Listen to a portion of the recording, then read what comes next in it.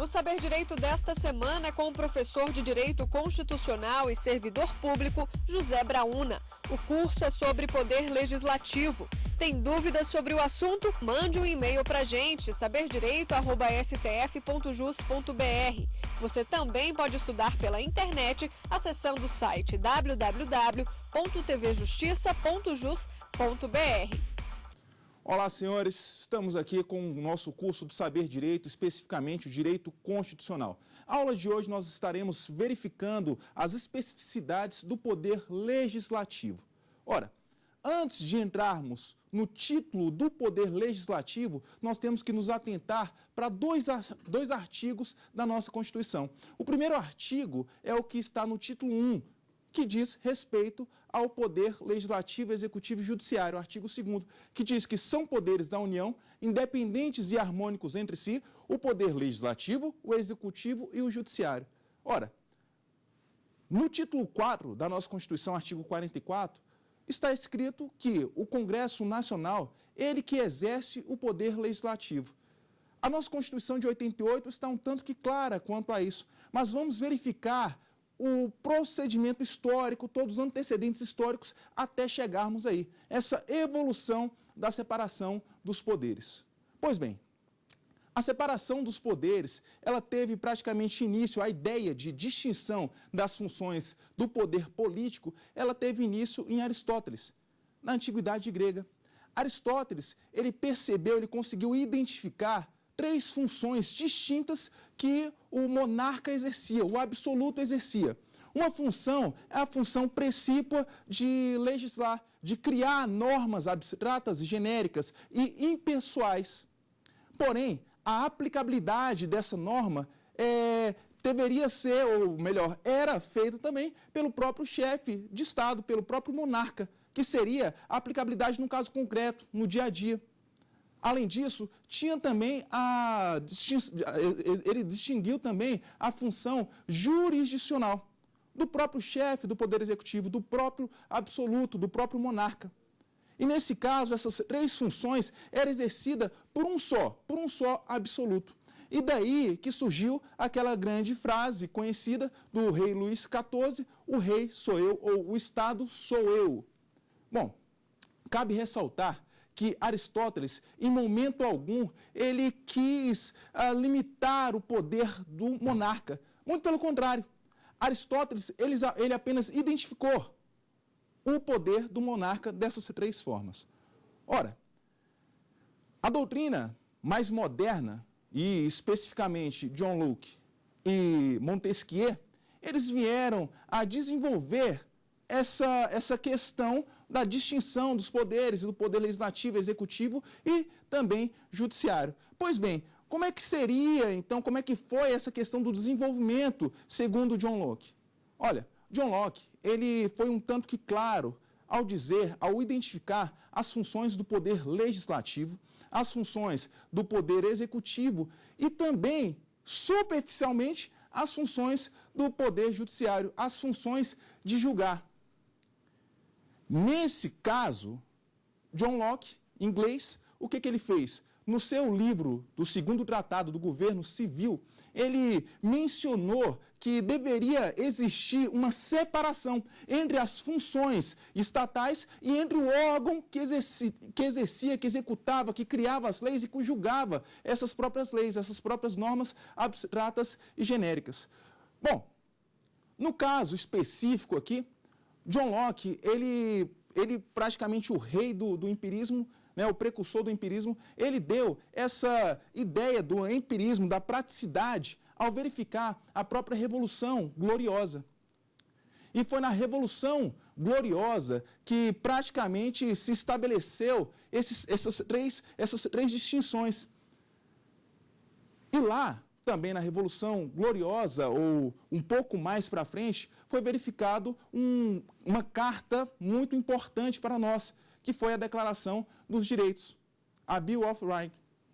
Bom, nessa Declaração dos Direitos, John Locke, ele teve por finalidade limitar o próprio poder do Estado, o próprio poder do monarca. Bom, porém, foi pelo francês Montesquieu que a teoria da separação do poder, da separação dos poderes, ficou um tanto que conhecida. No seu célebre livro, O Espírito das Leis. No Espírito das Leis, verificou-se que existia, de fato, o poder legislativo, o poder executivo e o poder judiciário. John Locke não deu tanta ênfase ao poder legislativo, ao poder judiciário, porém Montesquieu já assim o fez. E foi ali em Montesquieu que praticamente se fundou, ou melhor, foi em Montesquieu que, na separação dos poderes de Montesquieu, que todas as revoluções do constitucionalismo moderno teve início. A Revolução Francesa, a Revolução Americana. No entanto, a Revolução Francesa, ela nos trouxe uma importante declaração, que foi a Declaração Francesa dos Direitos dos Homens e dos Cidadãos. E no artigo 16 dizia o seguinte, que a liberdade pública, a liberdade individual, ela só era alcançada se existisse separação dos poderes. E no caso, se um Estado não tivesse separação dos poderes ou reconhecimento da separação dos poderes, praticamente não se havia uma Constituição. Verificamos, então, que houve a limitação do poder estatal. E o interessante aqui, de nós sabermos, é que esse poder, ele teve uma grande finalidade, a separação dos poderes. E qual foi a finalidade? Primeiro, o reconhecimento da liberdade pública e, segundo, a limitação do poder estatal. Lembrando o seguinte, que existia a distinção da função legislativa, executiva e jurisdicional entre os órgãos. Cada órgão ali iria exercer cada função específica. A nossa Constituição, nesse interim, Constituição Imperial de 1824, reconheceu, a nossa primeira Constituição, reconheceu a separação dos poderes. Mas ela ainda acrescentou um outro poder. E esse poder acrescido por ela foi o poder moderador. Logo, na Constituição de 1824, Constituição Imperial, nós tivemos o poder legislativo, o poder executivo, o poder judiciário e o poder moderador. O poder moderador cabia o controle dos demais poderes. Era, na verdade, um poder exercido pelo próprio imperador, ao seu bel prazer, ao seu alvedrio, à sua discricionariedade, que nesse caso específico ele poderia até mesmo fechar o Congresso Nacional, fechar o poder legislativo, ou controlar o poder legislativo, ou modificar quanto ele quisesse o próprio poder legislativo. Por quê?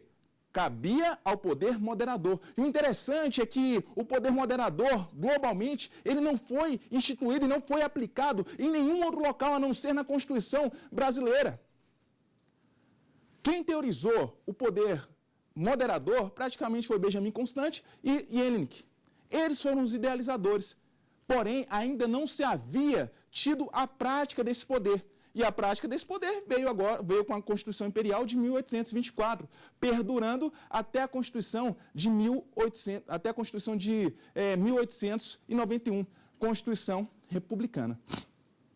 Bom, a Constituição Republicana de 1891 não reconheceu o poder moderador, não reconheceu a quadripartite da separação dos poderes, mas sim que o poder era conforme o Montesquieu havia mencionado, o tripartite, ou seja, poder executivo, legislativo e executivo. Mas parece que foi de uma hora para outra. Não foi de uma hora para outra. Aqui nós tivemos praticamente em 1889 a destituição do poder do império, a desconstituição do próprio imperador. A família real, ela foi praticamente compelida a sair do Brasil, deixando assim o poder. Logo, não havia mais nenhum tipo de legitimidade, nenhum tipo de legalidade que o poder moderador ficasse no imperador, pois não se tinha mais imperador, não se tinha mais monarquia, mas agora se tinha praticamente a nossa república, assim, instaurada e constituída. Bom, senhores, nós temos aqui a divisão de poderes.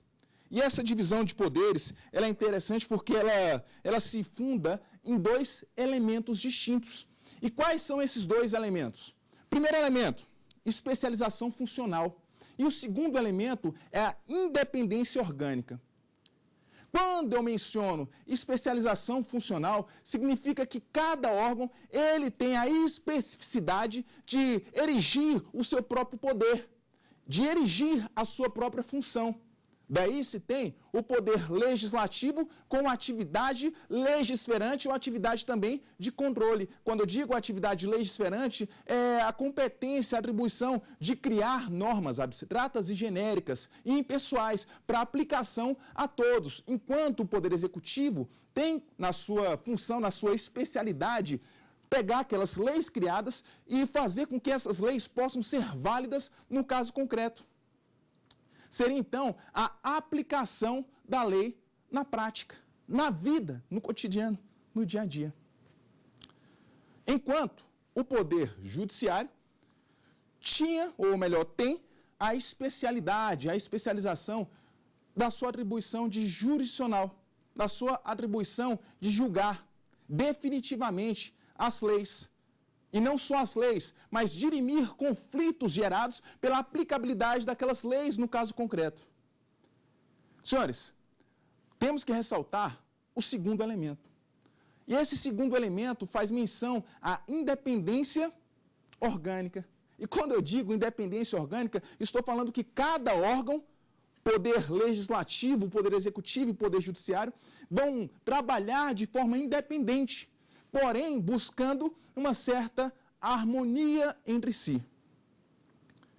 Senhores, o que interessa a nós sabermos é que no artigo 2º, quando fala são poderes da União, independentes e harmônicos entre si, o poder legislativo, executivo e judiciário, nós estamos aqui estabelecendo órgãos. Embora o poder político seja uno, ele se manifesta com diversas funções. E essas funções são exercidas por órgãos. E esse órgão está estabelecido no artigo 2º, dizendo assim que existe independência entre eles. Enquanto, no artigo 44, no artigo 77, no artigo 96, ou seja, no artigo que diz menção ao poder legislativo, faz menção ao poder executivo e ao poder judiciário, nós temos ali, na organização do Estado, na organização dos poderes, no título 4, nós temos, na verdade, uma distribuição de competências. Então, artigo 2º, órgãos. O título 4 da Constituição, nós temos funções, nós temos atribuições. Ok? Bom, senhores, e é justamente por isso, por conta dessa especialização, por conta dessa independência, nós temos aqui praticamente uma colaboração entre os poderes. Não mais uma independência como Montesquieu ele proferiu. A tese de Montesquieu foi muito interessante, porque ele distinguiu, tá? Ele separou, ele limitou o poder do Estado. Porém, na prática, o que havia acontecido? O poder legislativo, ele só podia legislar.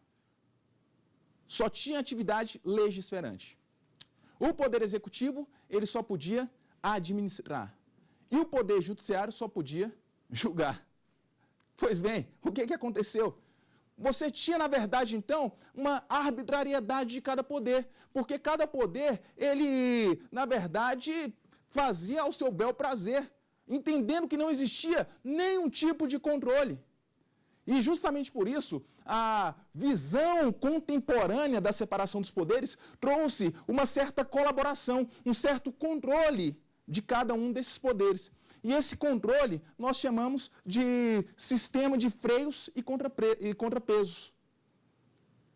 Bom, antes de adentrarmos nesse sistema de freios e contrapesos, nós temos que verificar quais são as funções tidas como funções típicas e tidas como funções atípicas